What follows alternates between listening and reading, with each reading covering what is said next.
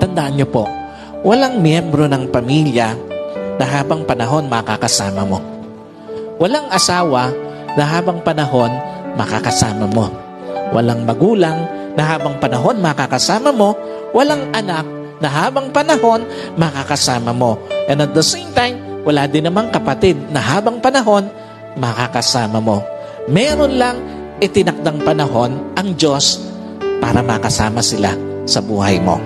Meron lang itinakdang panahon ng Diyos para ma-enjoy mo yung mga panahon na makakasama sila. Bawat panahong kasama ang pamilya, pahiram ng Diyos. Bawat panahong kasama mo sila o bawat araw na kasama mo sila, kabawasan yon sa panahong makakasama mo sila. At bawat sandali na lilipas, palapit ng palapit yon sa pagtatapos ng pahiram na panahon sa iyo ng Diyos. Kaya hindi dapat sinasayang panahon para sa pamilya, lalo na sa pagtataniman ng sama ng loob, lalo na sa pagkakait ng pagpapatawad, at lalong-lalo na sa paggagawa ng yaman.